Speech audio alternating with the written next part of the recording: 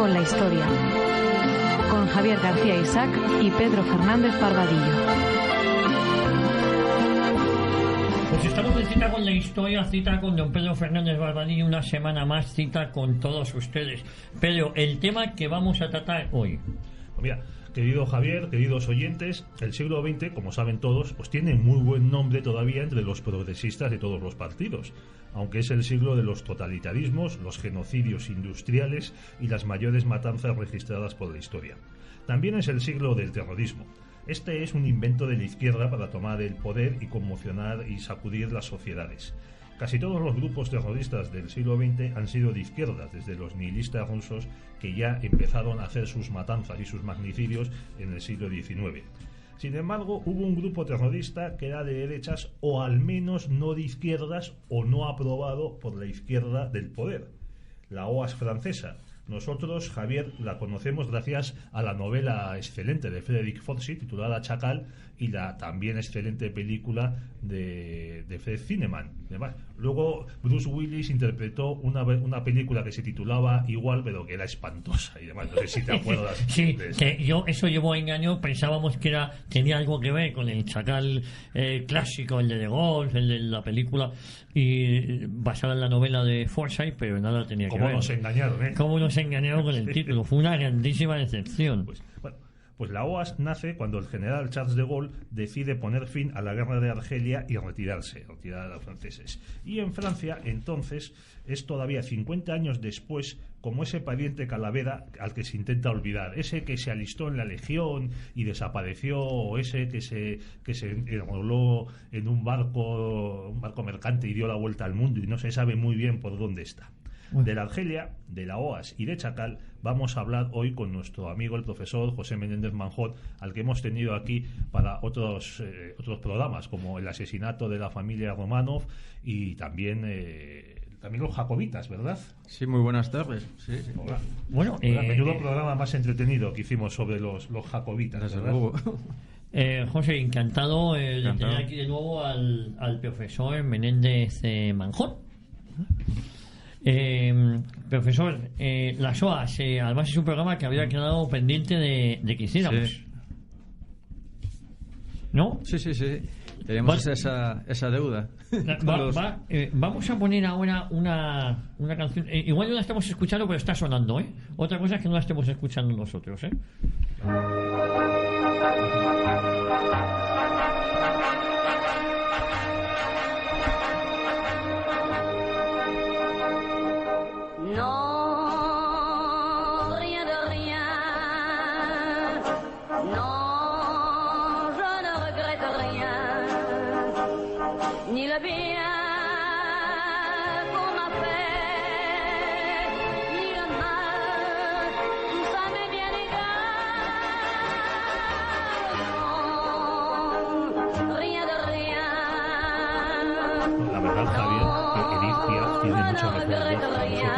Y que podíamos pasarnos toda la hora escuchando esta y otras muchas canciones. Pero esta canción tiene algo que ver con el tema del que vamos a tratar, ¿verdad, José? Tiene mucho que ver, lo que cantada con otras voces. Esto lo cantaban los soldados, el primero de paracaidistas, cuando se retiraban de Argel después del fracaso del golpe. Del golpe que fue del golpe de 61, del 21, el triunfó el del 58, fracasó el del 61. El del 25 de abril del 61. Perdón, el del 58 fue para llevar a De Gaulle al poder y el del 61 fue contra De Gaulle. Contra De Gaulle, en efecto. Bien. Bueno, la verdad es que es un tema que a mí me apasiona, sobre todo porque yo cuando era más niño, que lo que soy ahora, conocí a algunos exmiembros de las OAS que vivían en España, ¿no? En la Costa del Sol, en Alicante, en Valencia. Es que muchos eran de origen español, muchísimos. Sí. Sobre los que venían de Orán. Y luego, hombre, el jefe de operativos de la OAS, uno de los dos, el militar propiamente dicho que era Roger de Gelt, que fue asesinado en el 62, y luego estuvo el Jean-Claude Pérez, que era el doctor Pérez, que era el jefe del discutidísimo jefe de operaciones en Argel, era español. De origen español, vamos. Si te parece, Hombre, Javier, Profesor. yo creo que Sí. tendríamos que empezar Eso. hablando de qué pasa en Argelia. ¿Qué Porque, pasa y qué es claro, lo que motiva la creación del ejército secreto, ¿no? Que es como así la denominación que tenía. Bueno, O sea, como... perdón, para así que nuestros oyentes se sitúen, o sea, los franceses invaden Argelia hacia 1830, hasta entonces había sido un nido de piratas nominalmente bajo la soberanía del sultán turco, y además de ahí zarpaban muchos piratas que saqueaban las costas españolas, francesas, italianas, que interrumpían el comercio y demás. Sí, pero el sultán turco controlaba las ciudades, punto. Sí. O sea, el campo era otra cosa absolutamente... Realmente Argelia no existía. O sea, existía Argel, existía Bujía, existía Orán, pero Argelia como tal no existía. O sea, Eso es era un invento una francés. denominación geográfica como Italia hasta el proceso de unificación. No, ni siquiera eso. Es que Argelia nace en 1830 cuando los franceses tienen que dar un nombre a eso que han conquistado. Porque de hecho en Francia se llama la conquista de Argel. Cuando los soldados franceses, cuando Bourmont desembarca allí, desembarca en Argel, no desembarca en Argelia. Argelia es un invento francés también. ¿Qué es Bueno, lo y que- entonces, perdona, Sí. Javier, entonces, bueno, van conquistando Argelia, les cuesta muchísimo, porque claro, son diversas tribus que hay por ahí desparramadas y demás, con distintas obediencias, incluso racialmente son diferentes Sí, sí. los distintos Siguen pueblos. siéndolo. Argelia está dividida étnicamente todavía hoy. Bien. Y se establece definitivamente el poder francés a mediados del siglo XIX. 1847, cuando Abdelkader se rinde. Y a partir de ahí comienza una emigración numerosa de franceses, de europeos, también de españoles, Muchísimos como has españoles. mencionado, y demás, a Argelia, que se convierte, digamos, en un país, sobre todo para los europeos, en una zona desarrollada, una zona muy vinculada a Francia. Albert Camus nació en Argel. Y también va siendo tiene un estatuto especial, ¿verdad? No es colonia, a diferencia ni protectorado. No, Argelia se convierte al principio en tres departamentos. En 1962 eran 12 departamentos ya los que había creado Francia en Argelia. Y los ciudadanos franceses de Argelia, los Pied Noirs, los europeos eran franceses de pleno derecho. A partir de 1870, los argelinos de confesión judía también eran franceses completamente iguales en derechos. Y luego había un problema que era con los musulmanes. A los musulmanes se les ofreció en 1919 la plena ciudadanía, pero la rechazaron. Ellos querían ser nacionales, pero no ciudadanos. Porque si eras ciudadano, tenías que aceptar el Código Civil. Y los ulemas no querían aceptar el Código Civil. Qué cosas tan curiosas. Bueno, pues llegamos a la Segunda Guerra Mundial, donde en Argelia no se batalla, el Afrika Korps y los italianos no están en Argelia, están en Libia, en Egipto, luego en Túnez, cuando el desembarco de la Operación Torch. Este desembarco, uno de los lugares donde llegan las fuerzas anglo-británicas, son puertos argelinos y demás. Y en el año 45 se celebra la derrota de Alemania.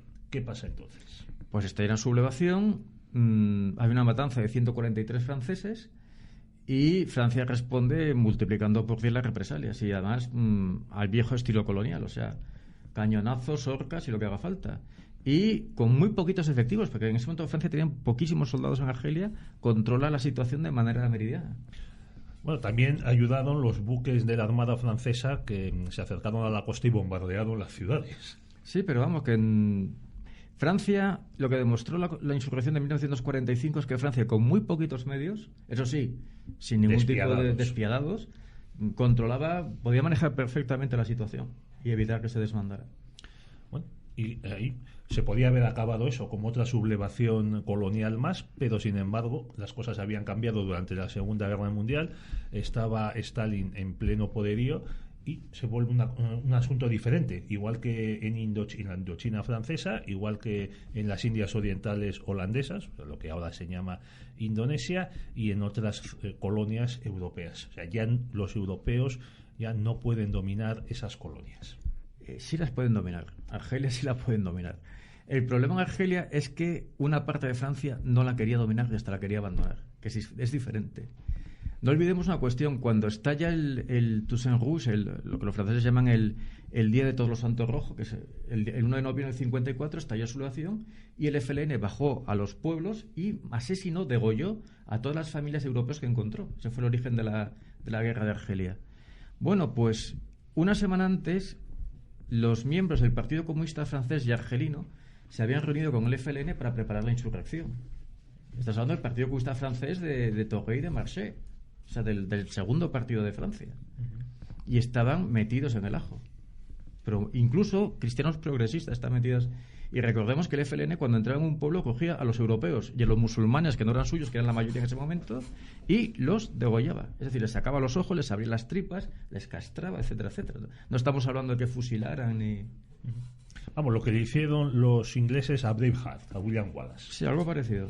Eso que tenían, los traidores ingleses tenían una muerte especial, especialmente sangrienta, o sea, que era empezar a despedazarte y a desmembrarte y abrirte las tripas y mantenerte vivo. Esa era la gracia. Fíjate, el Partido Comunista montó un maquis en Argelia para apoyar al FLN. Lo que pasa es que el FLN, al ver que tenían armas, etcétera, y que era un rival, lo entregó al ejército francés. O sea, el propio FLN lo vendió al ejército francés. Y hubo militantes comunistas ejecutados, por ejemplo, por François Mitterrand, que era ministro en aquella época. Ministro de Justicia, me parece, en la Cuarta República Francesa. Y luego hay otro dato muy curioso. El primer dinero que recibe el FLN no viene de Rusia, viene de Estados Unidos, viene de Aramco, de una petrolera. Vaya. Pero entonces la situación cambia porque el FLN, el Frente de Liberación Nacional, es un partido comunista, movido por los comunistas. No, el Frente de Liberación Nacional es un partido socialista árabe tipo Nasser, pero con un fuerte componente étnico y religioso, mucho más que el de Nasser. Pero es socialismo árabe. Es nasserismo armado. Y la URSS estaba detrás de alguna manera, porque si dices que hubo una alianza, al menos al principio, entre el FLN y el Partido Comunista Francés, que era de obediencia soviética. Pero también estuvo el petróleo americano de por medio. O sea, el FLN bebía de todos sitios y ponía el cazo en todos sitios, donde llegara. Y luego estaban, por ejemplo, Marruecos, tradicional al lado de Francia, y Túnez, tradicionalísimo al lado de Francia, pasando armas al FLN. Pero bueno, Túnez era colonia y Marruecos era protectorado. No, y en el 54 todavía eran protectores, pero en el 58, 59, 60 no. De hecho, en el 60, cuando De Gaulle anuncia que se va de Argelia, la base naval de Bizerta en Túnez, que era francesa, es asaltada por los tunecinos. Bueno, Bizerta, donde llegó la flota española republicana que huyó de Cartagena cuando se produjo el golpe de Casado. Sí. Y entonces, o sea, desde el 45 hasta el 54, Argelia se mantiene más o menos tranquila. Había más de fondo. Por ejemplo, una cosa muy interesante es que se sabía que iba a pasar algo. Hay informes en las prefecturas a Mitterrand, ministro en aquella época, y dice, aquí va a pasar algo. Y Mitterrand dice, no hagamos caso, esto son tonterías. O sea, el gobierno francés no quería sembrar alarmismo, como siempre dicen los políticos, para no... pero se sabía que iba a pasar. O sea, había una sensación de que... además, había mucha gente que se había echado al monte como bandoleros. O sea, había mucha gente que eran... Kim Belkacem, unos principales jefes de la guerrilla del FLN, empezó de bandolero. Pero ya estaba Indochina, ya había la guerra en Se había perdido ya Indochina en 54. Había sido Dien Bien Phu, 55 se va a Francia de allí. Y ahí sí estaban los comunistas, el Vietcong, eso era y el Vietminh. Comunismo puro y duro, sí. Eso, Ho Chi Minh había vuelto, creo que de China, ¿no? Había huido a China y tenía el apoyo del camarada Mao. En realidad la guerra de Indochina fue una guerra de Francia contra China, más que una guerra contra los indochinos. Y entonces...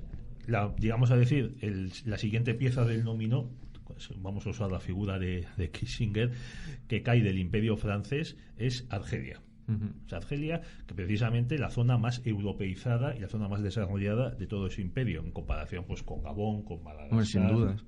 Con Madagascar y con otros territorios.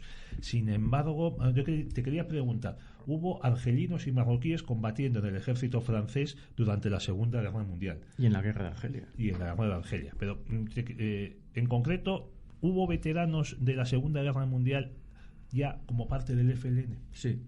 Muchos dirigentes del FLN fueron normalmente suboficiales del ejército de Joan, del que combatió en el sur de Francia y en Italia. Y entonces llegamos al 54, has dicho el Día de Todos los Santos Rojo, empieza esta matanza y hay una especie de guerra civil, ¿verdad? La podemos llamar así. Sí, sí. Y esto se convierte precisamente en el acontecimiento político que va a hundir la Cuarta República Francesa, que era una continuación, para los que hemos estudiado Derecho, Javier, una continuación de la Tercera República, en tanto que era un sistema de república parlamentaria y con una miríada de partidos políticos que había que formar diversas alianzas, se apuñalaban unos entre ellos y demás. Estaban en el Parlamento, estaban por los gaullistas, los comunistas, el Partido Radical, que venía de la época de principios de siglo, un grupo democristiano, el de Georges Vidal, que también el antiguo resistente cristiano, sí, que era vinculado a la democracia. Luego está también muy de Pujat, de Pierre Pujat, que también en esa época es muy fuerte. Además es que tuvo como diputado a Jean-Marie Le Pen. No, y tú además, en unos dirigentes de las barricadas de Argel de 60, Joseph Ortiz, era un miembro muy importante del partido Pujat. Y de hecho Le Pen participó en Argelia. Sí, fue paracaidista, oficial de paracaidistas y demás. Bueno, pues entonces, ¿cómo empieza a verse desde París este asunto? Porque De Gaulle había dimitido, que esa es otra situación que tenemos que explicar. De Gaulle es el presidente del gobierno provisional y de la Liberación, y enseguida tiene que dimitir porque se forma un régimen, el de la Cuarta República, que es calcado del de la Tercera. Y él no estaba de acuerdo con eso, y también era un hombre sin partido. Luego los partidos se unen contra él. Oye, es que a De Gaulle no había quien le aguantara, que es otro tema que habría que tratar de otra manera. Pero De Gaulle dimite y se pasa lo que llaman la travesía del desierto. Desde el año 54 hasta el año 58, los mayores partidos de la Argelia francesa, de la mano dura y de restaurar el orden, son los gaullistas. Michel Debré lanza un folletín muy famoso, el Correo de la Cólera, que era ataque y ataque y ataque, pidiendo armas, machacar a los resistentes, etcétera. O sea, los principales detractores de la Cuarta República, diciendo que es muy débil, que no sabe reaccionar, son los gaullistas. Curiosamente, François Mitterrand, que en ese momento es ministro y lleva el tema de Argelia, reacciona con mano durísima. O sea, a Mitterrand no le tembló la mano. Las grandes ejecuciones de jefes del FLN las hace Mitterrand. La lleva a cabo Mitterrand. ¿Y qué pasa a partir de ahí? Pues a partir del 58. Hay un problema fundamental de estos estados tipo la Cuarta República, que estorban la acción del ejército. O sea, están continuamente con procedimientos judiciales, etcétera, en una guerra que es una guerra salvaje, una guerra a muerte, en la que el FLN tiene una ventaja. El FLN son muy poquitos, son 30.000 soldados. Hay que tener en cuenta que solo los soldados musulmanes al servicio de Francia eran 200.000. Es una barbaridad de soldados y de milicias, de policías, en fin. Argelia no estaba con el FLN. Eso es otra mentira que se cuenta. Y la mayoría de la población argelina, de la población musulmana, o era indiferente o estaban con Francia. Pero una cantidad enorme, la gran masa era indiferente. No era un grito a voces no. Sí había un sector que evidentemente sí, pero era o la burguesía ilustrada formada en Francia, que además el FLN la va a barrer en cuanto llegue la independencia, eso no va a quedar nada.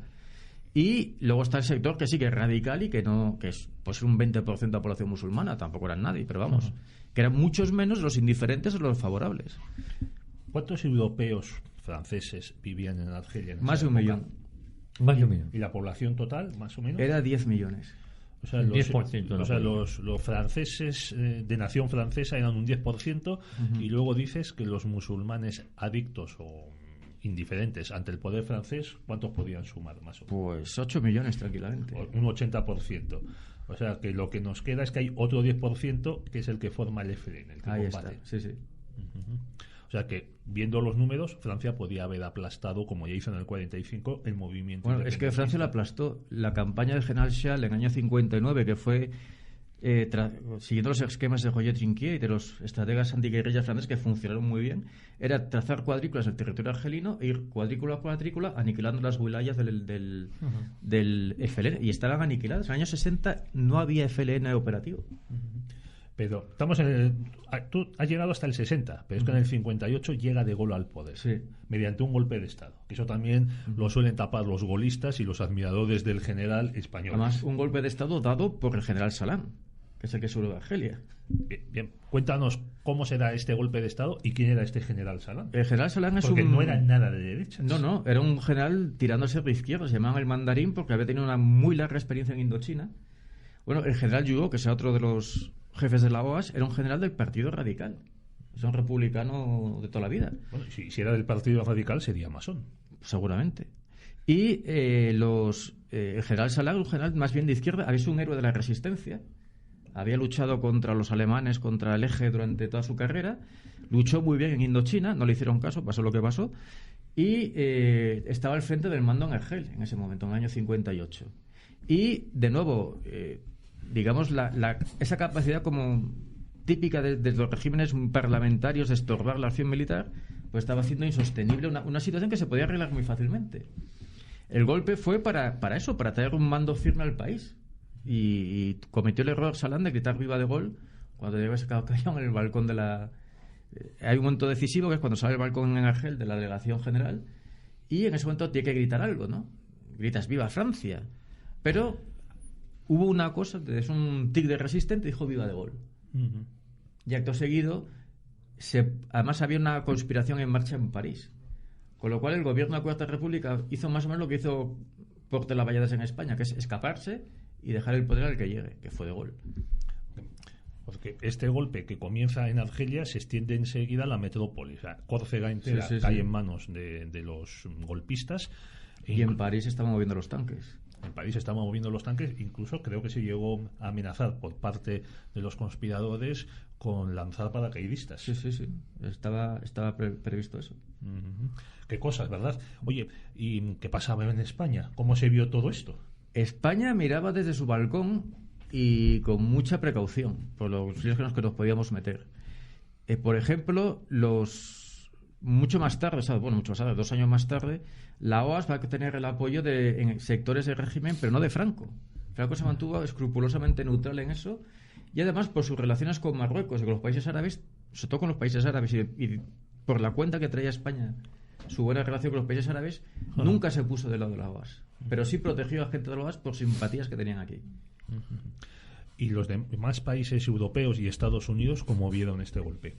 Pues Estados Unidos y Inglaterra con bastante alegría por a ver qué pasa con los recursos del Sáhara, para quién iban. La Unión Soviética se frotaba las manos, además tenía el Partido Comunista trabajando para ella en Francia, y el único país europeo que apoyó a Francia y a la OAS sin ningún tipo de problemas fue Portugal. Bueno, ¿y esto por qué lo hizo el Estado Novo portugués? Pues porque tenía un conflicto en África que estaba creciendo, entonces Mozambique, ¿no? Y Angola. Y Angola, ¿no? Entonces en aquella época había una especie de alianza casi tácita, bueno, más que tácita ya, que era Rhodesia, Sudáfrica, la Sudáfrica Afrikaner y Portugal. Si eso le incorporabas una Francia enfrentada a los países africanos, pues era estupendo para el régimen portugués. ¿Y eso le trajo un enfrentamiento con el gobierno francés? Sí, claro. ¿Y cómo nacen las OAS? Es decir, en este ambiente bélico, en esta guerra casi interminable, bueno, hablamos de una guerra muy extensa en el tiempo, aunque no supongo que no había un frente de batalla definido, ¿no? Era más bien una guerra de guerrillas. Era una guerra de guerrillas, pero además con acciones civiles muy salvajes. Muy salvajes. O sea, bombas en cafeterías. Es curioso porque para la historia han quedado las torturas del ejército francés, que las hubo, evidentemente el ejército francés torturaba, pero no se cuenta nada de cómo actuaba el FLN, que era verdaderas salvajadas. O sea, es que si nosotros tuviéramos enfrente un grupo como el FLN haciendo lo que hacía el FLN, no creo que hubiéramos reaccionado de manera distinta a los franceses. Bueno, esta violencia luego se vio con el FIS. Sí. O sea, que de eso sí nos enteramos, de cómo el FIS degollaba y torturaba a la gente de los pueblos que tomaba. Sí, pero una cuestión muy importante. El FIS es la consecuencia que tiene la represión también salvaje del FLN sobre el Frente Islámico de Salvación. El Frente Islámico de Salvación, que ganase las elecciones. El Frente Islámico de Salvación ganó las elecciones, era un partido pacífico, y o sea, el palo que les metió el FLN es, o sea, la principal víctima del FLN es el pueblo argelino. O sea, quien más ha pagado la violencia del FLN ha sido el pueblo argelino. Además, es gente que no le tiembla el pulso. Fíjate, todavía hoy a los nietos de los jarquis franceses se les prohíben ejercer derechos políticos en Argelia. Oye, has mencionado los jarquis. Explica quiénes eran, que eso también es los muy jarquis curioso. Eran los argelinos musulmanes que tomaron las armas a favor de Francia y que fueron abandonados por Francia en el 62. Parece que ahora hay una especie de rehabilitación de los jarquis por parte de los gobiernos franceses. Es que ya es hora. Que son 100.000 ejecuciones, que se dice pronto. 100.000 ejecuciones. Y había además los Harkis, el comando George, fue un comando que montó el ejército francés con antiguos miembros del FLN. Cuando Francia se marcha de Argelia, deja tirados a los Harkis. Muy poquitos pudieron escapar. Y a los del comando George los cogieron y los asaron vivos, los del FLN. ¿Qué dices? Lo que oyes. Dicen eso como en el Antiguo Testamento, que a Sí, unos o como- hermanos los metieron en un horno. Pues los que protegió Yahvé. Sí, sí. Y hubo Harkis que fueron degollados en público en sus pueblos, delante de sus familias. También los usaron para desminar Sí, zonas. sí. Oye, ¿qué fue también el FLN? El Frente de Liberación Nacional fue una organización guerrillera que tenía el ALN, que era el Armée de Liberación Nacional, que era el ejército, y que formó también la base del gobierno de la República Argelina en el exilio, sostenido por Nasser y por los países árabes. Y el FLN era pues un conglomerado de socialistas árabes, islamistas, algún que otro comunista, tipo Ben Bella o semicomunista, que estaba muy dividido entre sí, y además realmente como organización política guerrillera había sido prácticamente aniquilado en el año 60. Entre el 59 y el 60 fue De Gaulle el que le devolvió la vida. Por ejemplo, cuando Francia decreta el alto el fuego unilateral en mayo del 61, el 20 de mayo, si no recuerdo bien, ese mismo día De Gaulle libera a 6.000 guerrilleros y los suelta al campo. Claro, que eso luego fue un guerrillero que Evidentemente, claro. Que se cobraba un viral de franceses, ¿no? De Bueno, franceses y de lo que argelinos. fuera, sí. Eso no pararon. Es decir, pero podemos hablar de una organización extremadamente violenta. Muy violenta. Lo es todavía, o sea, todavía mandan en Argelia. Pero esta violencia, ¿a qué la atribuyes tú? ¿A la ideología del FLN, a la historia del país, a las divisiones Primero, étnicas? a las divisiones étnicas y sobre todo, cuando tú coges a 4 o 5 familias de granjeros franceses y las degüellas, revientas a niños de 5 años a golpes contra la pared o les abren las tripas, etcétera, ¿qué van a hacer el resto de familias francesas? Escapar. O sea, el campo argelino en el año 55 se había quedado casi sin colonos porque la gente escapaba. Pues bueno, le ha tocado al vecino, mañana me toca a mí. Entonces la gente se iba. Y eso permitió al FLN controlar el campo. Y segundo, si tú entras en un pueblecito musulmán y coges al viejo jeque que pactaba con los franceses y lo degüellas delante de toda la gente, pues hombre, ya te lo piensas un poco a la hora de colaborar con los franceses. O sea, era un método que funcionó muy bien. O sea, creó el pánico. En Philippeville entraron en el pueblo y mataron todo lo que se encontraron por delante. Bueno, es el mismo método que usaron Ho Chi Minh y los suyos en Indochina. Y es que es fundamental sobre todo para vaciar el campo del enemigo. O sea, las familias de granjeros franceses evidentemente se escaparon, no se quedaron allí. Además, era una muerte... Bueno, fíjate, en el año 62 en Orán, que ya la familia Ortega, yo creo que fue en marzo del 62, si no me equivoco, el señor Ortega, que era un funcionario del puerto de Orán, fue a su casa y se encontró a su mujer rota a hachazos. Y tenía 2 niños pequeños, uno de 4 y de 5 años, y les habían reventado el cráneo contra la pared. Y estamos hablando ya del final de la guerra, cuando ya tenían el poder. ¿Eso para qué era? Para que los europeos de Orán se marcharan todos. Y lo consiguieron. Y lo consiguieron. Oye, y entonces las OAS nace como una respuesta a esa violencia del FLN y a una inacción del gobierno francés. Más que el gobierno francés no fue inactivo, fue traidor. O sea, De Gaulle, repito, es que es muy fuerte contar esto, porque en el año 60 la guerra estaba ganada. O sea, el FLN estaba destruido. Y fue De Gaulle el que dijo, no, nosotros no podemos mantener una población árabe que se duplica cada 35 años y que es inasimilable. De Gaulle partió de la base de que una población musulmana no se puede asimilar a Francia. Y que por lo tanto había que quitarse de en medio el marrón que decía él de Argelia. Y él ya llevaba pactando con el FLN desde el año 58. Y a partir del año 59-60 pacta ya abiertamente. Y pacta la entrega. Pero la entrega total. Lo que él, digamos que da un paso adelante, otro atrás, otro adelante y otro adelante y otro atrás. O sea, no es un... Y bueno, consigue el apoyo de toda la izquierda francesa, consigue el apoyo de la Iglesia y el ejército francés está dividido, porque es realmente el que ve la cosa en el campo y es el factor más difícil de convencer. Pero bueno, digamos que a 3/4 patas de francés también lo convence más que nada mediante la disciplina. Y el objetivo de Gaulle es desembarazarse de Argelia, no tener musulmanes en Francia. Entonces, para eso, él está... Además, él no considera franceses a los argelinos franceses. A los Pied Noirs, él no los consideraba franceses. Del general Jouhaud dijo que ese tío no es francés. El general Jouhaud era un héroe de la Fuerza Aérea Francesa. Y dijo que no era francés. ¿Y por qué? Porque él considera a los argelinos no eran porque franceses. había nacido en Argelia. Porque había nacido en Argelia, que eso era una cosa que Francia tenía que quitar de en medio, porque no podía tener población musulmana. Francia no podía tener una población musulmana creciente.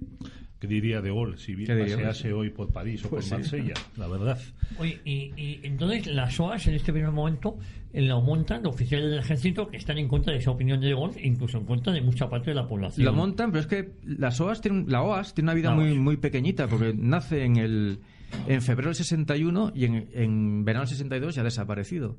La OAS es la reacción que sucede cuando falla el golpe del 61, cuando Salan, Jouhaud, Charles y Zeller dan el golpe en Argel. El golpe no encuentra eco en Francia, porque en Francia la gente pasa de Argelia directamente. Y bueno, esta gente pasa a la clandestinidad. Charles y Zeller triunfan toman la posición. Toman Argel. Al principio las tropas del ejército, la legión y los paracaidistas obedecen al general Salan, pero la gendarmería y el resto del ejército no obedece. Recordemos que el general Schall, uno de los sublevados, es el que había derrotado al FLN. O sea, el general Schall entre el 58 y el 60 había aniquilado 5 wilayas del FLN. Uh-huh. Y esta gente pierde el poder, pasa a la clandestinidad, y el general Salan y el general Jouhaud son los que se encargan de montar una operación terrorista de último extremo, que es la OAS, que se trata de intentar sabotear el alto el fuego y crear una situación de tal tensión que caiga De Gaulle. ¿Este golpe cuándo se produce? El golpe es en abril del 61. Abril del 61, y luego los famosos acuerdos de Evian que ponen fin a la guerra son del año siguiente, 62. junio. Bueno, en Evian se estaba conversando ya desde el 61. O sea, fue una conversación muy largas. Y yo creo que fue en marzo de 62 cuando ya se firman los papeles, y en julio es cuando Francia se va. Entonces, nos dices, un grupo de los militares vencidos huyen de Francia, de Argelia, y montan la OAS, pero también había... No, la montan en la propia Argelia, en el campo. En la propia Argelia. Pero también había civiles implicados, como Georges Bidault. Pero Georges Bidault y Sutel y toda esta gente son políticos que andaban por ahí. Pero lo más importante... son políticos, pero cómodo habría sido... El nervio de la OAS son los barrios populares de Argel, por ejemplo, Bab el-Oued o Oran. Oran era entero de la OAS, porque en Oran había 250.000 europeos. Entonces el oranesado era completamente, además muchos de ellos españoles. Llegó a haber un maquis de la OAS funcionando en las tierras de Orán. Entonces toda esa zona, claro, de repente la gente se dio cuenta de que les habían vendido, de que sus casas, sus negocios, su vida, las tumbas de sus familias, o sea, todo eso se lo iban a quitar. Iba a tener que coger una maleta o dos, o un carrito de niño, meterlo todo así e irse para Francia. Y su vida ha sido destruida de un plumazo por el general de Gaulle. Recordemos que hoy en día un emigrante que llega a Europa, con que esté 3 meses y pague una factura de luz, ya tiene arraigo suficiente. Y en Francia, familias que van 3 o 4 generaciones cultivando el terreno argelino tuvieron que salir con lo opuesto. Bueno, entonces, estas familias, estos civiles que llegan a Francia, ¿dónde son reubicados? En Marsella, de cualquier manera. En Marsella, en Toulon, en toda esa zona. Pero se dice que del gobierno golista recibieron algún tipo de subsidios, algo, compensaciones. El típico pero vamos a ver, si tú has tenido una granja o has tenido un negocio, de repente llegar y pasar a vivir en un piso minúsculo de asistencia social, y a ser en una barriada, a ser subsidiado, cuando tú tenías tu negocio y tu vida. Entonces, la OAS además la forman sobre todo gente de clase obrera. La mayor parte son pequeños comerciantes, el tío que tiene un taller, un mecánico, un granjero, antiguos paracaidistas, antiguos legionarios que se han quedado establecidos en Argelia, soldados que desertan del ejército para unirse sobre todo paracaidistas y legionarios, y luego también prácticamente la totalidad de la comunidad judía de Argelia se pasa a la OAS. Curioso. Sí, curioso. ¿Y cuál es el papel de España en el nacimiento de la OAS? Porque también aquí en España hubo muchísimos militantes de la OAS que el gobierno no extraditó a Francia. No, es que la OAS vas a ver, la OAS tiene una prehistoria que es anterior al golpe. Salan tiene que huir de Francia en el 60 porque De Gaulle va por él. Entonces se establece en Madrid y allí establece un grupo de acción con Susini, con otros intelectuales franceses y gente de Argelia, y a partir de ahí va gestionando el golpe del 61. En abril del 61 Saddam hace un vuelo de España a Argel, en teoría era un vuelo a Baleares que se desvía y aterriza en Argel para ponerse al frente del golpe. Cuando el golpe fracasa, Saddam se tiene que esconder en la granja hasta que al final le acaban delatando. Pero siempre hubo una OAS Madrid, o sea, una de las secciones importantes de la OAS era OAS Madrid, y aquí en España estuvo protegida por Ramón Serrano Suñer, pero no por el régimen. No, sino por Serrano Suñer en el año Y con 60. muchas simpatías en el ejército, pero nunca el régimen protegió la OAS, aunque sí la toleró. Oye, y a partir de ese momento hemos visto que Saddam es delatado, es hecho prisionero. Claro, hay dentro de la guerra con Argelia hay una subguerra civil, ¿no? Sí, además muy dura también. De Gaulle, el ejército francés. Sí. De Gaulle es un personaje que hoy en día tiene calles en toda Francia, monumentos. Bueno, De Gaulle instaló en Argelia una parapolicía llamada Le Barbus. El Barbus es la barba postiza, es como llaman a la policía, a la pseudopolicía secreta, compuesta de antiguos agentes de la Gestapo, de vietnamitas, de proxenetas, etcétera, de delincuentes, que se dedicaba a perseguir la OAS, porque la población argelina defendía la OAS. Entonces, ahí está, por ejemplo, el caso de Petitjean, que es uno de los más famosos, de un simpatizante de la OAS al cual le detienen, le sientan en una silla y le ponen una especie como de gotero de ácido cayéndole en la cabeza para que confesara las cosas. Y apareció partido en trocitos, partido en cachos, en una bolsa de plástico. O sea, esa era la policía secreta de Gaulle y del señor Frey, el Ministerio del Interior. ¿Dónde se hizo esto? Eso en Argel. Y a su vez, como eran muy impopulares, el propio ejército francés facilitó a la OAS medios de vengarse de los Barbus. Por ejemplo, hubo 2 asaltos, uno a una villa en el Boulevard Feder en Argel y otro al Hotel Radia. En el Hotel Radia entraron vestidos de soldados franceses, los de la OAS, y mataron a otro que se encontraron. Es curioso esto que has mencionado de los Barbus, estos matones, matones sicarios a sueldo, para que luego se diga de los matones. Y los antiguos colaboradores de Gestapo, algunos de ellos. O sea que esa era la gente que utilizaba De Gaulle. Bueno, y De Gaulle tuvo como prefecto de la policía de París a Maurice Papon. Autor de una matanza de argelinos. Efectivamente, de la que tampoco, hace poco pidió disculpas el alcalde de París, el anterior a la actual alcaldesa, Anne Hidalgo, pero es que los apaleaba la gendarmería francesa y los tiraba al Sena. Sí. Que muchos murieron ahogados porque estaban inconscientes. Luego, durante los días siguientes, empezaron a aparecer cadáveres a lo largo del Sena y hasta la desembocadura. Además, eso también se ha tapado.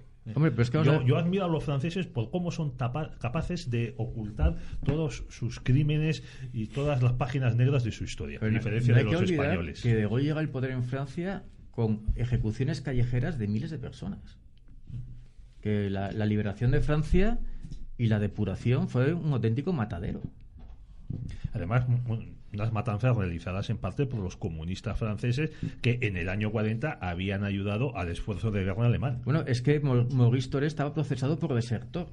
El Partido Comunista Francés del año 39 al año 40 estaba ilegalizado. Cuando los nazis ocupan Francia, dan al Partido Comunista Francés l'humanité y le dan otra vez visibilidad legal. Mientras dura el pacto con la Unión Soviética, los primeros colaboracionistas de verdad son los comunistas. Mucho más que Pétain. Bueno, Jean-Paul Sartre seguía estrenando en París. Sí. Y Picasso pintando y todo esto. Sí. No, es que te decía de los Barbus, los matones estos. Hay un libro de un militar, el conde de Marenches. El jefe de los servicios secretos de Gaulle. Y de Giscard, sí. Primero de Pompidou y luego de Giscard. Él dimite cuando Mitterrand. Pompidou es un personaje bueno. Sigue. Entonces él dimite cuando Mitterrand forma gobierno con los comunistas. Sí. Y él explica en este libro, que es muy interesante, la verdad. Memorias. Sí. Que es un libro que ha desaparecido. Solo se puede conseguir mediante librerías de viejo, páginas web, y está en algunas, no en muchas, bibliotecas públicas. Pero él dice que una de sus primeras decisiones en el servicio secreto fue prescindir de esta gentuza. Sí. Una gentuza. Pero Pompidou... Pero es la gentuza que aparece, Javier, en la novela de Frederick Forsyth, que es la que se dedica a interrogar, a hacer hábiles interrogatorios de gente, de sospechosos, los sospechosos habituales. Pero es muy curioso esto de Pompidou, porque la clave del abandono francés de Argelia es Pompidou. Pompidou es el hombre de la banca Rothschild y es el hombre de los sectores financieros y vicepresidente de Gaulle. Y hay un informe de Pompidou del año 58 en el cual se dice que el valor añadido de Argelia es muy discutible, que económicamente no merece la pena sostenerla. Lo cual es falso, porque Argelia está llena de petróleo. Si Argelia hubiera sido francesa, hoy en día sería el sitio más desarrollado del Mediterráneo, casi seguro. Bueno, petróleo y sobre todo gas. Y aparte, gas que se compra por España. Si Argelia hubiera seguido aquí siendo francesa o asociada a Francia, posiblemente toda la oleada migratoria la estaría absorbiendo Argelia, o buena parte de ella. José, Pedro ha hecho mención a la novela de Frederick Forsyth, Chacal. Yo creo que fue el éxito. Un Forsyth que ya era conocido por ser corresponsal, tener una labor periodística a sus espaldas, pero esta quizás fue la novela que le lanza a la fama mundial, ¿no? ¿Qué hay de verdad en esta novela? Forsyth siempre habla de política ficción, mezcla cosas, elementos históricos con hubo dos atentados a De Gaulle. ¿Cuál es? No hay que olvidar que la OAS la tenía jurada De Gaulle no solo por el abandono de Argelia, sino también por el asesinato legal. Por ejemplo, el jefe de los comandos Delta, los Delta eran los comandos operativos de la OAS, los que mataban. Y su jefe era un hombre muy carismático, que era el teniente de Geldre, que se llevaba muy mal con los militares, porque de Geldre había entrado de soldadito, era de origen, era medio belga, era del norte de Francia, y era un hombre que actuaba muy bien por su cuenta, era un jefe de comandos magnífico, pero que los temas militares, aunque él era militar, la disciplina era muy laxa. Un comando. Era una especie, en sus comandos llevaba con mano de hierro, pero no obedecía órdenes así de manera. Y bueno, De Gaulle fue asesinado jurídicamente por un tribunal que además luego la justicia francesa demostró que ese tribunal estaba ilegalmente constituido, o sea que fue ejecutado ilegalmente. Cuando a De Gaulle lo fusilan, los soldados hubo 2 oficiales que se negaron a fusilarlo y fueron destituidos por De Gaulle. El tercero, que lo manda a fusilar, se encuentra con que el pelotón no le dispara. De los, no sé, serían 8 o 10 tíos que están disparando, solo uno le da, los demás tiran al aire. Entonces tiene que ir el oficial y rematarlo. Y el oficial decía: yo le ejecuto, pero yo no le remato. Pero tuvo que acabar rematando, tuvo una muerte bastante espantosa. Entonces, habían convocado ese tribunal de forma completamente ilegal. Además, ilegal para pero además declarado ilegal por la justicia legolista, que ya es lo que tiene. Y hubo un oficial francés, Bastien Thierry, que decidió cargarse a De Gaulle con una especie de coche bomba con cohetes, algo parecido. Era una venganza por el abandono que había hecho. Cosa que salió mal, y también Bastien Thierry fue ejecutado por De Gaulle. De Gaulle no era un hombre muy. De Gaulle no tenía piedad con sus enemigos. Y es curioso, pero el gran hombre del nacionalismo francés, nadie mató más nacionalistas franceses que De Gaulle. Sí, porque claro, las OAS podían tener muchos defectos, pero eran nacionalistas. Eran franceses, Oye, ¿y cómo acaba las OAS? ¿Cómo acaba esta aventura? Porque tú has dicho que duró poco más de un año, ¿no? En cambio sí ha pasado a la historia. Lo que ha pasado a la historia muy mal entendida, pero se toma como un movimiento de extrema derecha que no lo era. De hecho, la OAS tiene que ejecutar a Michel Leroy, que era el jefe de Jeune Nation, de Nación Joven, que era un grupo neofascista que estaba en manos del servicio secreto francés. Y era un grupo, la OAS, había todo tipo de gente que quería defender su tierra. Lo que muestra el fracaso del terrorismo. O sea, el terrorismo, si no tiene un apoyo estatal o el apoyo de un ejército, es inútil. No sé, si vemos, por ejemplo, ETA, ¿por qué le ha funcionado más o menos bien la cosa? Porque tenía un partido político con el PNV detrás apoyando. Claro. Y tenía un gobierno en España dispuesto a pactar lo que fuera con tal de decir que hay paz. Pero y otro gobierno extranjero, el francés, que le daba asilo político en su territorio. Sí, pero cuando se acabó el cuento de Francia, ETA policialmente estaba muerta. Con ETA pasó en pequeñito y en menos grave lo del FLN. O sea, al final fuimos nosotros los que le hemos dado aliento a ETA. Sí, estaba. Oye, estaba muerta policial. En la época de Aznar estaba muerta la ETA. ¿Y alguna actuación que tuviera las OAS en territorio francés, no en Argelia, sino en la metrópoli? Pocas. Hubo algunos atentados y hubo, por ejemplo, volaron Témoignages Chrétiens, que era una revista de cristianos progresistas que apoyaba al gobierno argelino, y le hicieron saltar por los aires. Hubo algunos atentados, pero los más importantes fueron en Argelia. Curiosamente, el primero, que fue al comisario encargado de perseguir a la OAS, lo asesinaron al modo argelino, es decir, a puñaladas. Y, por ejemplo, volaron al final de su mandato, y cuando ya estaba todo perdido y ya la población se estaba escapando, decidieron hacer una política de tierra quemada, que era volar escuelas, bibliotecas, ayuntamientos, o sea, que se ha trado por los aires, sobre todo en Orán. Y hubo muchas acciones de venganza. Por ejemplo, una vez se metieron vestidos de gendarmes en una prisión que había dirigentes del FLN presos. Y nos lo llevamos para hacer un traslado. Los trasladaron a fusilarlos, porque sabían que De Gaulle iba a permitirles escapar. Entonces, antes de que escaparan, los cogieron y los fusilaron. Y, por ejemplo, también hubo acciones de venganza, sobre todo en el último año del Orán francés. Había un general de origen alemán, Katz, que llegó, la gente protestaba, hacía caceroladas y por la noche protestaba contra lo que estaba haciendo De Gaulle. Entonces, Katz no se ocurrió otra cosa que sacar a los aviones que disparasen, que ametallaran las azoteas para que la gente no saliera.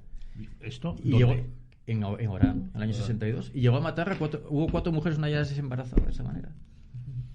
Pues vaya con los compañeros de Gaulle. Sí, sí. Le llamaban el Gauleiter Katz. A ver, hay unas panfletos muy graciosos de la OAS diciendo, bueno, el Gauleiter Katz, los Obersturmbannführer Katz, de orden del Gauleiter de Argelia, que era el gobernador general francés, ha ordenado que no se salga a partir de las 12. Entonces, a partir de las 12 por la noche nadie puede salir, salvo la OAS, que siempre puede. Oye, dime una cosa, ¿cuántos miembros llegaban a estar en las OAS o colaborando con ellos? Colaborando muchos, activos con armas en la mano, entre 1.000 y 3.000. Entre 1.000 y 3.000. Depende de la zona. ¿Y la mayoría de ellos eran militares o antiguos militares? No. Muchísimos de ellos eran gente, por ejemplo, de Bab el-Oued, que era un barrio obrero con mucho español. Era un barrio completamente OAS. Y era gente del pueblo. Hay que recordar que, por ejemplo, en la Rue d'Isly, eso fue el 26 de marzo del 62, los gendarmes franceses dispararon contra el pueblo que se estaba manifestando. Mataron, bueno, no se sabe, mínimo 100 muertos. Porque Francia nunca ha querido dar detalles a cuánta gente mató su gendarmería en la Rue d'Isly. O sea, que estamos hablando de cosas muy, muy fuertes que pasaron hace 60 años en Francia. ¿Y cuando se concede la independencia a Argelia, de qué año estamos hablando? Del julio. La independencia en realidad se le da en marzo del 62, pero se consuma en julio del 62. Bueno, a partir de ahí, esos 3.000 hombres, la mayoría estaban en suelo argelino, ¿hacia dónde van? Se escapan porque, hombre, un grupo terrorista como la OAS tiene simpatizantes en toda la sociedad, si no, no puede sobrevivir. Y parte del ejército apoyó a la OAS. Así como la policía era anti-OAS, el ejército sí que permitió escapar. Es decir, sí permitió, pero a Francia vuelven pocos, ¿no? Hombre, van a España, la mayor parte, porque en Francia fueron condenados muchos a cadena a pena de muerte. ¿A cuántos se ejecutó luego? Pues exactamente ejecutados, yo creo que como unos 7 u 8 legal, o sea, ejecutados por un procedimiento legal. Sí. Asesinados miles. Vamos, miles no, pero decenas. Docenas. Y torturados cientos. Bueno, pero entonces se produce más tarde una amnistía en el año 68, me parece, ¿no? ¿A qué se debe? Hombre, se debe a que el general de Gaulle ha salido corriendo como un conejo en mayo 68 a Alemania, y el general Massieu, que había sido jefe de los paracaidistas y uno de los del golpe de Argel, dice, bueno, mi general, nosotros le apoyamos, y eso es lo que tiene que hacer. Entonces Salan, Jouot y los demás salieron de la cárcel. Estaban encarcelados. Estaban encarcelados. En Francia. Además es que una cosa muy curiosa que explica aparte de mayo 68 es que De Gaulle permitió a la extrema izquierda hacer lo que le diera la gana durante esos 6 años para luchar contra los restos de la OAS. Entonces De Gaulle, bueno, fíjate cómo sería la cosa, que el maquis, uno de los maquis del oranesado de la OAS fue aniquilado porque De Gaulle le dio los datos a través del ejército al FLN para que atacara a los maquis de la OAS. Por cierto, cuando apareció esa gente, solo reconocieron a un cadáver de cómo habían quedado los... Después de todo lo que has contado, vamos, a mí me da la impresión de que no solo la guerra de Argelia, sino la OAS siguen influyendo en la vida política francesa. Hombre, es que una parte del electorado francés, sobre todo del sur, el Frente Nacional lo montaron pies negros. Oye, ¿por qué se les llamaba pies negros, pies noirs? Pues me imagino que con un toque despectivo, porque los pies noirs eran alsacianos, malteses, italianos y españoles. En el monumento a los muertos que había en Argelia, a los muertos de la Primera Guerra Mundial y la Segunda Guerra Mundial, el apellido de los caídos que más se veía era el apellido Pérez. Entonces... Oye, y Pedro ha adelantado algo que yo te quería preguntar. Entonces, las OAS, una vez que queda disuelta, que unos van a España, otros al mismo Francia, pero ¿cómo influye en política? Sabemos que había un jovencísimo Jean-Marie Le Pen, que no sé si perteneció a la OAS no perteneció, la OAS, pero Pétain estuvo muy metido en el tema del golpe del 58 y Le Pen. Le Pen. Pero el Frente Nacional es un movimiento que su origen tiene muchísimos pieds noirs. pero muchísimos. Y sus canteras de voto han sido mucho tiempo el sur de Francia. Ahora ya es la zona industrial. Pero antiguamente Marsella y la Provenza eran un feudo del Frente Nacional. Así que son antiguos simpatizantes de las OAS, ¿no? Sí, sí, y muchísimos dirigentes del Frente Nacional han venido de allí. Eso es una herida que ha quedado allí que no está todavía tapada en Francia. Y ahora mismo, ¿qué influencia tiene, si se puede hablar? Porque hemos comentado aquí cómo se ha tapado, ¿no? Pues, por ejemplo, Argelia, o cómo se ha pasado página, ¿no? Los descendientes de Pied Noirs y de Harkis pueden sumar ahora mismo 1 millón en el sur de Francia. ¿Y todos apoyan el Frente Nacional? Una parte sí. Por ejemplo, el Bachar Oualem, que era uno de los pocos jefes de Harki que con su tribu se pudo escapar, porque el ejército francés dijo, de esto no va a quedar vivo ni uno, o sea, nos tenemos que llevar a todos. Y De Gaulle, a regañadientes, permitió que volvieran. Bueno, pues esta gente hoy en día es un clan potente en algunos ayuntamientos franceses. Claro, es curioso como incluso al inicio el Frente Nacional tenía argelinos. Sí. Es que la mucho OAS, argelino que se consideraba francés. Es que la OAS tenía musulmanes. Tenía un montón de musulmanes. No eran y judíos y comunistas no, porque ahorita se pasan todos al enemigo. Pero excomunistas o gente de izquierdas, en la OAS muchísima. El propio Salam. Bueno, yo te quería preguntar, alguna vez hablando tú y yo me comentaste que cuando De Gaulle huye a Londres no le sigue ni un solo oficial de su brigada. De la cuarta blindada, no le sigue ni uno. Lo cual indica que no era muy popular en el mando. Hombre, yo lo contamos aquí, me parece que fue en Abbeville, cuando los tanques franceses de Gaulle intentan romper las defensas alemanas y los alemanes utilizan los flak, los antiaéreos para pararlos, los paran en seco. Los 88. Sí, y destrozan a la división blindada de Gaulle. Esa es la única acción de guerra que hizo, que se ha magnificado como que fue una catástrofe. Y causó tan mala impresión entre sus oficiales que ninguno se sumó a la resistencia. Bueno, pues ¿cómo es posible que este De Gaulle, al que quienes le conocían parece que no tenían muy buena opinión de él, este De Gaulle que llega al poder mediante un golpe de estado militar, que luego se dedica a traicionar a los que le han llevado al poder? ¿Y cómo los traiciona? Que permite las limpiezas, las matanzas de la liberación y las que nos acabas de contar que pasan en Argelia, tal. Este señor, ¿cómo es que tiene tan buena fama? Eso me pregunto yo, hombre, básicamente por una leyenda de Gaulle. Hombre, y luego le reconozco un mérito. A mí me gusta la Constitución de la Quinta República, la de 58, es una constitución estupenda. O sea, yo creo que sí organizó un Estado francés estable. Y luego porque Francia necesita alguna leyenda. O sea, la historia del siglo XX francés ha sido una derrota tras otra. O sea, Francia no ha ganado nada. Incluso su victoria en la Segunda Guerra Mundial fue un desastre. Fue ficticia. Incluso entonces, el mito de la resistencia. Podemos estar hablando del mito de la resistencia. Otro mito, pero te hablan de las victorias de la blindada de Leclerc. Leclerc llegaba por el terreno que había arrasado la aviación americana. Entonces luego pasaba, claro. Pero hubiera pasado yo o tú. Entonces, Francia no tenía... O sea, su siglo XX ha sido muy desastroso. Salvo la Primera Guerra Mundial, que ahí fue maravillosa. Ahí Francia dio una lección. Pero... desde el año 18 Francia es una consecución de derrotas tras otra. Entonces necesitan algo y De Gaulle les dio ese algo. Era una pantalla. Hombre, era el hombre muy brillante. O sea, a ver qué político daba ahí las ruedas de prensa que daba De Gaulle, sentado en una mesa sin papeles contestando a todo y contestaba más con gracia. O sea, como político era muy muy hábil. Tú comentabas que no Franco, pero sí parte del régimen colaboró o vio con buenos ojos las OAS. En cambio, Franco y De Gaulle siempre mantuvieron muy buena relación, igual que Franco y Pétain también, ¿no? Pero es distinto. La relación con De Gaulle fue más bien una relación de carácter práctico. Y con Pétain había cariño. O sea, Pétain es un hombre... Sí, es un hombre... No olvidemos que gracias a Pétain ganamos la guerra de África. O sea, es Pétain el jefe de la vida francesa. España le debe mucho a Pétain, no solo Francia.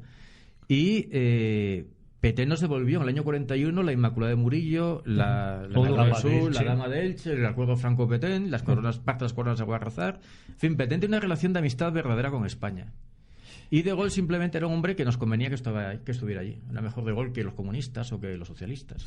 Es curioso lo mal que ha pasado en la historia francesa a Pétain, quizás cuando le tocó bailar con la más fea. Es decir, yo creo que hizo el mejor acuerdo posible cuando se dedicó a colaborar con los alemanes. A lo mejor es que no tenía otra salida, ¿no? Cuando en junio de 1940 se firma el armisticio, los más cabreados eran los alemanes. Claro. Goering estaba que echaba chispa, porque Francia conservaba media Francia, su ejército, sus tropas coloniales, su armada y su imperio colonial. Claro. Si comparamos lo que conservó Pétain con lo que tiró a la basura De Gaulle, además De Gaulle después de haber ganado una guerra, porque Pétain la había perdido, pero perdido que estaban los tanques alemanes corriendo por toda Francia. Y además Pétain tenía un problema: si no firmó la paz, nos arrasan, nos tratan como a Polonia. Y simplemente basta con ver cualquiera que viaje a Polonia cómo fue la ocupación nazi en Polonia y cómo fue la ocupación nazi en Francia.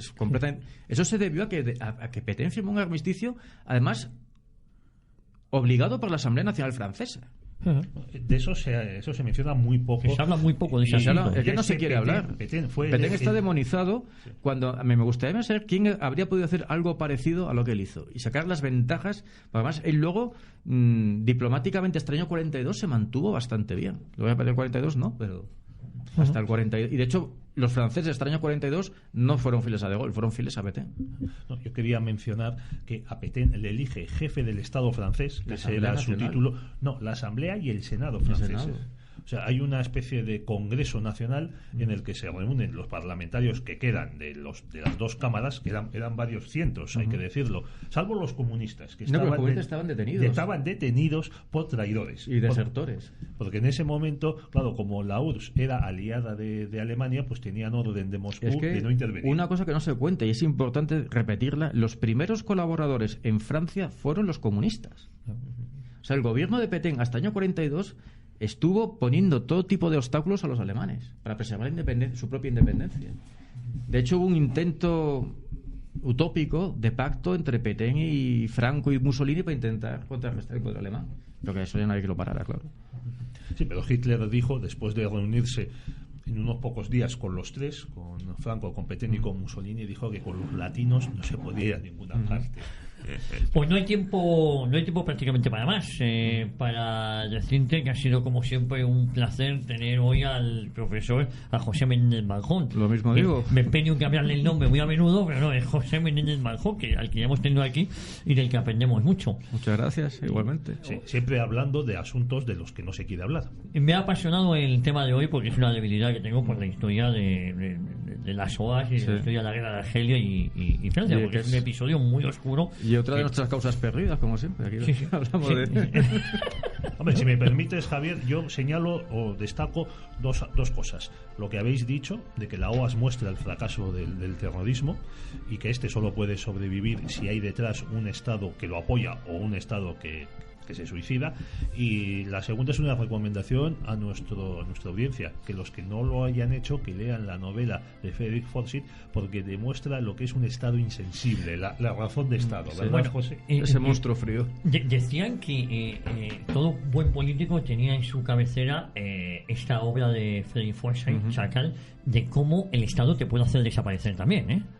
Bueno, es que en Francia ha desaparecido mucha gente, desde Bembarca en adelante. O sea, que en la novela también te deja entrever el poder que tiene un Estado de hacerte desaparecer. Es que y aquí cada presidente francés ha tenido su desaparecido. Sí. Bueno, pues nos quedamos con ese enigma. José, un placer haber tenido. Oye, este es tema para otro programa. Eso es, los desaparecidos de los presidentes franceses. A todos ustedes, muchísimas gracias. Volvemos la próxima semana aquí a Radio A cita con la historia.